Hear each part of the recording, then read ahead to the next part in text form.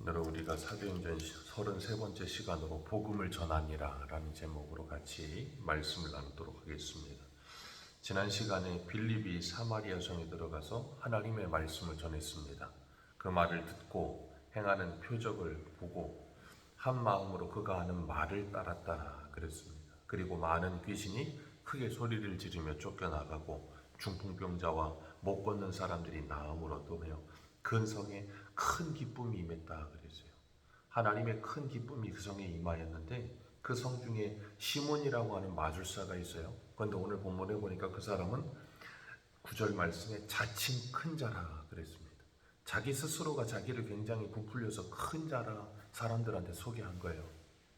그러면서 자신이 스스로를 자신을 드러내고 높이고자 하는 마음을 가지고 사람들에게 마술을 행했다는 겁니다. 그래서 10절에 보니까 낮은 사람부터 높은 사람까지 따르는데 이 사람은 크다 일컫는 하나님의 능력이라 하더라 그랬어요. 그러면서 사람들이 놀랍니다. 이유는 하나예요. 오랫동안 그 마술을 행했다는 겁니다. 그러니까 이 사람이 눈속임만 하는 것이 아니라 어떤 영적인 능력을 가지고 마술을 행했던 것 같아요. 그러다 보니까 사람들이 오랫동안 그 속에서 그 시몬이라는 사람을 인정하며 따를 수밖에 없는 상황이 찾아왔던 겁니다. 그러는 가운데 빌립이 와서 하나님의 나라와 예수 그리스도의 이름으로 복음을 전합니다. 사람들이 그 복음을 전하는 것을 듣고 믿고 세례를 받고 그러는 가운데 시몬도 믿었다 그랬어요. 시몬도 믿었는데 문제는 그 시몬이 믿고 전심으로 빌립을 따르면서 표적과 큰 능력을 보고 뭐하니라 그랬어요? 놀라니라. 거기 있는 사마리아 사람들이 시몬이 오랫동안 마술을 행하는 걸 보고 뭐했다 그랬어요? 11절에 놀랐으므로.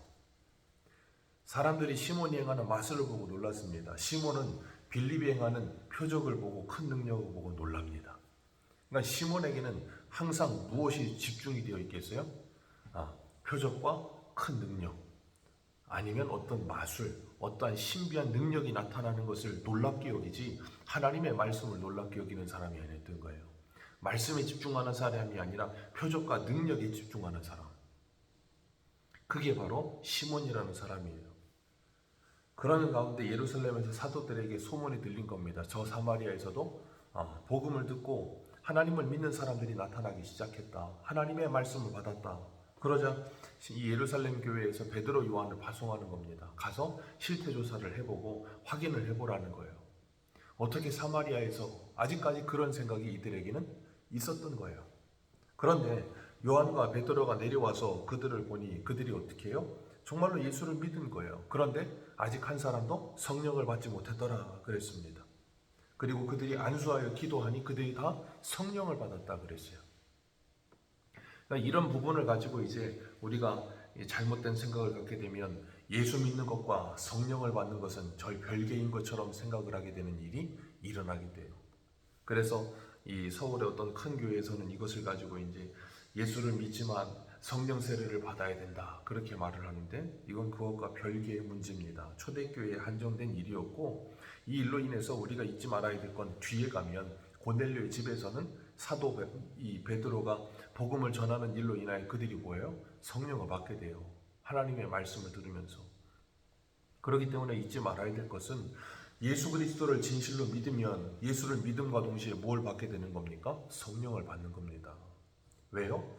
이유는 하나예요. 고린도전서 12장 3절에 뭐라 그랬습니까? 누구든지 성령으로 말미암지 않고는 예수를 주라고 시인할 수 없느니라.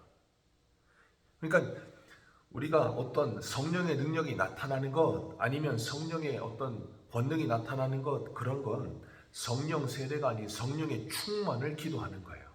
성령이 내 안에 충만히 역사하여 육체의 소욕이 제어되고 성령이 온전히 통치하시는 일을 할 때 그때 뭐예요? 성령의 인도하심을 받게 되는 겁니다. 그래서 이 베드로와 요한이 안수하여 사람들이 성령을 받는 모습을 보면서 시몬이 뭐 하겠어요? 그 모습을 보고 이제 이 13절의 모습과 같이 크게 놀라는 일이 일어나는 거예요. 이 사람은 거기에만 집중하는 사람이니까. 그러니까 그가 어떻게 해요? 성령 받는 것을 보고 돈을 들여 이 권능을 내게도 주어 그랬어요. 돈을 들여 이 권능을 내게도 주어. 돈까지 주겠다는 거예요. 왜요? 나도 그런 능력을 갖고 싶다는 거예요. 자신이 어떤 사람이에요? 오늘 본문 9절에 보면 자칭 큰 자라 소개하는 사람, 마술을 행하면서 오랫동안 사마리아에서 자칭 큰 자가 되어서 사람들에게 유명세를 떨치고 그런 어떤 특권을 누리던 사람, 그렇기 때문에 항상 누군가의 인정 욕구가 있고 누가 알아주면 좋겠고 그런 사람이었는데, 이 베드로 요한이 안수하니까 성령을 받는 일이 일어나니까 뭐예요? 그런 능력을 자기도 갖고 싶은 거예요. 그래서 돈까지 드리겠다라는 이야기를 하는 거예요. 그러면서 19절 같이 한번 읽습니다. 시작. 이르되 이 큰 권능을 내게도 주어 누구든지 내가 안수하는 사람은 성령을 받게 하여 주소서 하니. 이 사람은 성령을 뭘로 생각해요? 어떤 에너지나 기 정도로 생각하는 거예요. 성령을 하나님이라고 생각지 않는 거예요. 그냥 성령을 받으면 사람들이 변화가 일어나는 걸 보니까 놀라운 거예요. 그러니까 자기도 그런 능력을 가졌으면 좋겠다 생각하는 거예요. 오늘날에도 이런 사람들 꽤 있습니다. 돈을 들이지 않는다 할지라도 자기가 자꾸 성령을 뿌리고 성령을 자기가 줄 수 있다고 생각하고 성령을 하나님이라고 생각지 않으며 성령을 그냥 무슨 자기가 부리는 영 정도로 생각하는 그런 말도 안 되는 소리를 하는 사람들도 있어요. 많이 줄어들긴 했지만 여전히 그런 사람들이 존재하는 걸 보면 참 안타까워요. 그러면서 뭐예요? 자기가 성령으로 이런 권능을 행하는 것, 성령을 베푸는 것, 그런 것을 자기가 하는 일이라고 생각하면서 뭐 하고 싶은 거예요? 돈을 들여서라도 그걸 사고 싶은 거예요. 참 안타까운 거죠. 그러니까 베드로가 분노하면서 뭐라 그럽니까?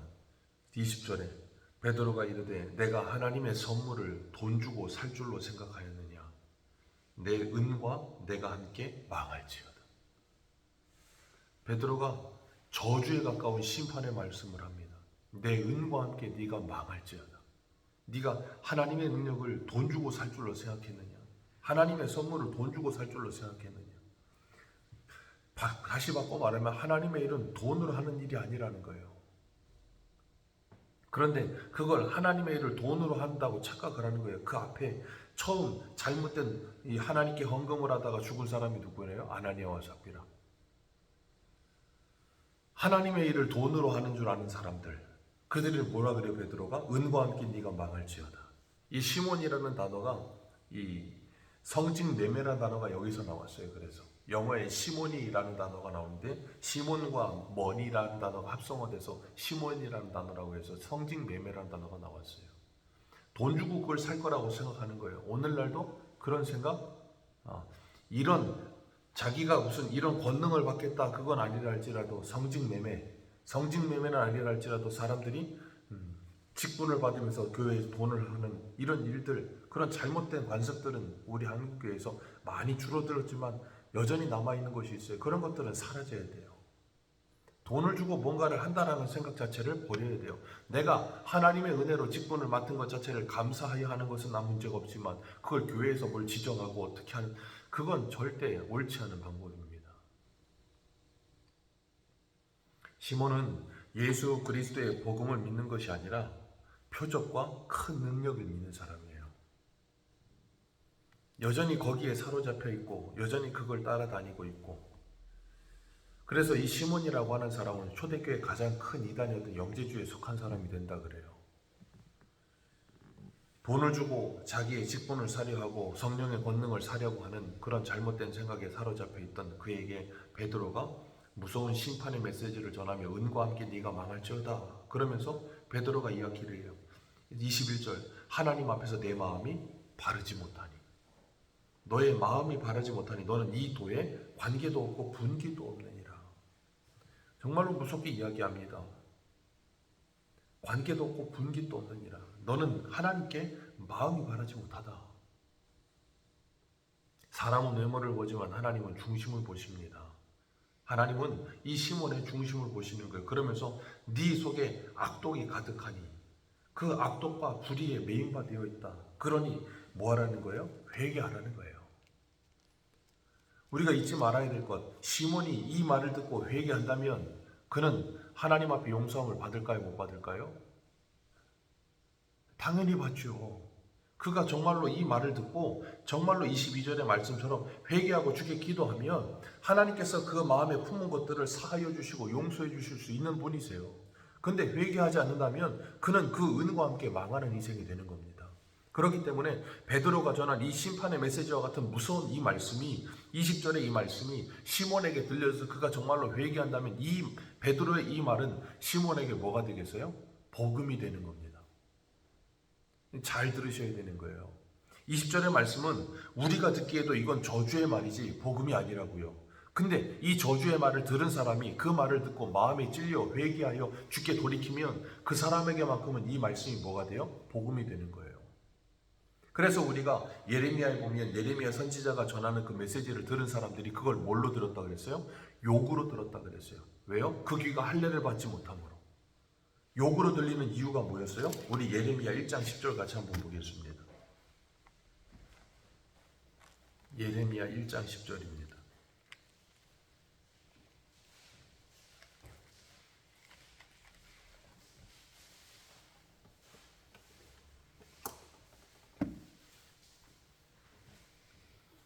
예레미야 1장 10절입니다. 시작. 보라, 내가 오늘 너를 여러 나라와 여러 왕국 위에 세워 내가 그것들을 뽑고 파괴하고 파멸하고 넘어뜨리며 건설하고 심게 하였느니라 하시니라. 아멘. 하나님께서 예레미야를 통해서 전하는 메시지는 뭐예요? 그 결국은 건설하고 심는 것. 그래서 제가 이걸 하나님의 재건축이라 그랬어요. 하나님이 다시 세우시기 위해서 뭐 하신다 그랬어요? 뽑고 파괴하고 파멸하고 넘어뜨린다. 그런데 이 말씀을 들을 때마다 뒤에 있는 건설하고 심는 건 들리지 않고 뭐만 들려요? 뽑고 파괴하고 파멸하고 넘어뜨리는 것만 들리는 거예요. 그러니까 이것이 뭐처럼 들려요? 욕처럼 들리고 저주처럼 들리는 거예요.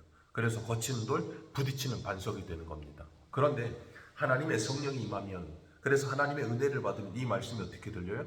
건설하고 심는다는 메시지로 들리는 거예요. 오늘 본문에 시몬도 그래요. 베드로가 네가 이 은과 함께 망할지어다.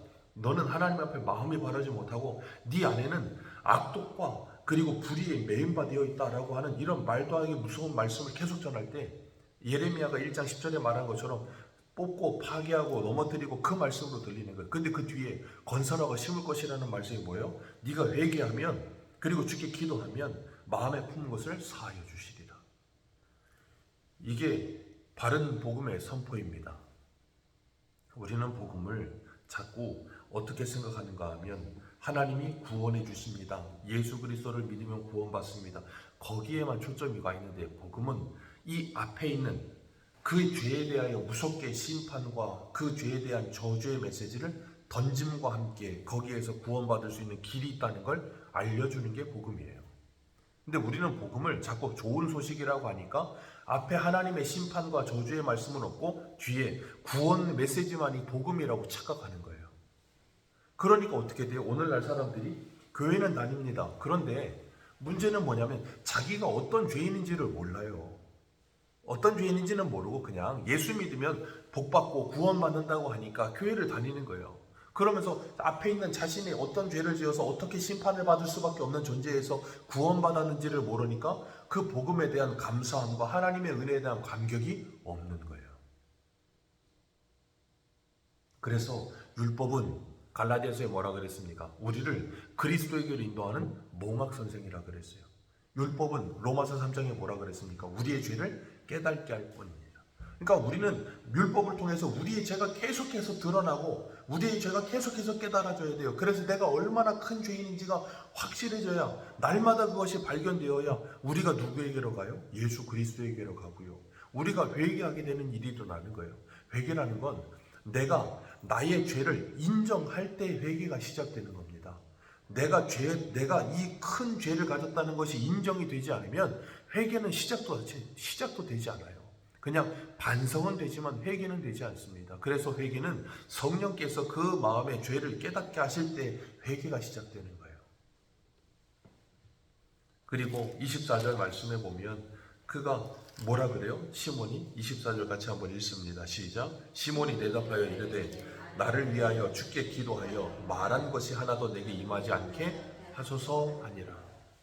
제발 그런 하나님의 저주를 받지 않게 기도해 주십시오 라고 이야기하고 25절에 두 사도가 주의 말씀을 증언하고 그 말한 후에 어디로 돌아가요? 예루살렘으로 돌아갑니다. 그런데 두 사도는 예루살렘으로 돌아가는데 그 사마리아 여러 마을에 뭐가 전해져요? 복음이 전하여집니다. 하나님의 복음이 전해집니다. 자, 베드로 요한이 왜 내려왔습니까? 사마리아에 내려온 이유가 오늘 본문에 뭐라 그랬어요? 그곳에 하나님의 말씀이 전해졌고 받았다 함을 듣고, 하나님의 말씀이 전해집니다. 그리고 베드로 요한이 돌아갔습니다. 그런데도 사마리아에는 뭐는 남아있어요? 하나님의 말씀은 남아있어요. 그래서 그 복음은 전해집니다. 빌립이 와서 복음을 전했습니다. 그리고 큰 표적과 능력을 행했습니다. 그런데 그들이 빌립을 따르는 게 아니라 뭘 따랐다 그랬어요? 그 전하여준 말씀을 따르니라 그랬어요. 사도행전은 그래서 지금 시작부터 성령을 받은 그 제자들이 뭘 전합니까? 말씀을 전하죠. 계속해서 무엇의 역사가 일어나는 걸 보여줘요? 말씀의 역사가 일어나는 걸 보여줘요. 사도행전은 다른 표현으로 우리가 무슨 행전이라고 표현한다 그랬어요? 성령 행전이라고 부른다 그랬어요. 자, 사도들의 행적이 기록된 사도행전은 성령 행전, 성령께서 행하시는 행적이 기록되어진 말씀이라면, 그 성령 행전이 계속해서 진행되는데 무엇이 계속해서 강조되고 있어요? 말씀이요. 말씀이 계속해서 강조되는 거예요. 그래서 사도행전은 하나님의 말씀에 흥황하여 힘으로도 세력을 더하여 하나님의 나라가 확장되는 모습을 보여주시는 거예요. 다른 무엇이 아닙니다. 그래서 예수님께서 우리에게 뭐라 그러셨어요? 하나님의 나라는 어디에 임한다고요? 우리 안에요.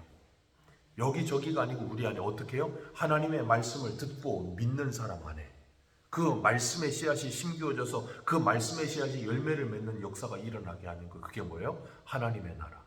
그래서 우리는 지금도 뭐 하는 겁니까? 하나님의 말씀을 전하는 거예요. 어떤 말씀이요? 복음이요.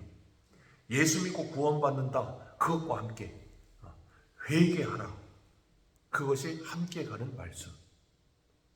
그것이 없으면 절대 회개는 일어나지 않습니다. 절대 자신이 어떤 죄인지 깨닫지 못합니다. 절대 예수가 정말로 나에게 구원자라는 것이 믿어지지 않습니다. 그래서 우리는 말씀을 듣고 믿어 그 말씀이 믿는 자 안에서 역사할 때 뭔 일이 일어나요? 사람이 변화가 일어나기 시작해요. 시몬은 착각했던 거예요. 표적과 큰 능력, 아니면 제자들이 안수하여 성령을 받게 하는 그 권능, 그것에 집중했지만 그 사람들은 그 일로 인하여 무엇에 붙들린 사람이 됐어요? 말씀에 붙들려서 변화되어진 삶이 나타나는 사람들이 됐다니까요. 거기에 초점이 있는 거예요. 하나님의 말씀의 역사가 무슨 결과를 만들어내느냐가 중요한 거예요. 오늘날도 마찬가지입니다. 우리가 하나님의 말씀을 듣고 은혜 받았습니다. 말로 하는 일은 아무 소용이 없어요. 그 정말로 말씀을 통해 그 사람이 은혜 받은 것은 뭘로 드러나게 돼 있어요? 그들의 삶으로 드러나게 돼 있어요. 행동으로 드러나게 돼 있어요. 그것이 없으면 그건 은혜 받은 게 아닙니다. 하나님의 말씀은 지금도 사마리아의 복음이 전해지니라 하는 것처럼 그 말씀은 오늘도 우리에게 전해진 줄로 믿습니다. 그리고 그 말씀의 능력은 우리 안에서 역사하여 우리를 통해 많은 이들에게 하나님의 복음이 전해질 줄로 믿습니다. 그럴 때 이 땅에 하나님의 나라가 이루어지게 되는 줄 믿습니다.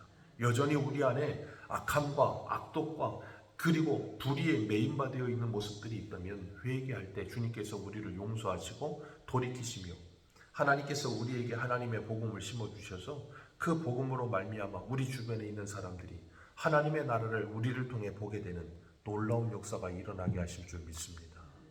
그 하나님의 성령의 권능을 받은 하나님의 사람들로 이 한 주를 살아가시면서 지혜롭게 생각하는 저와 여러분들이 되시기를 주님의 이름으로 축복합니다. 기도하겠습니다.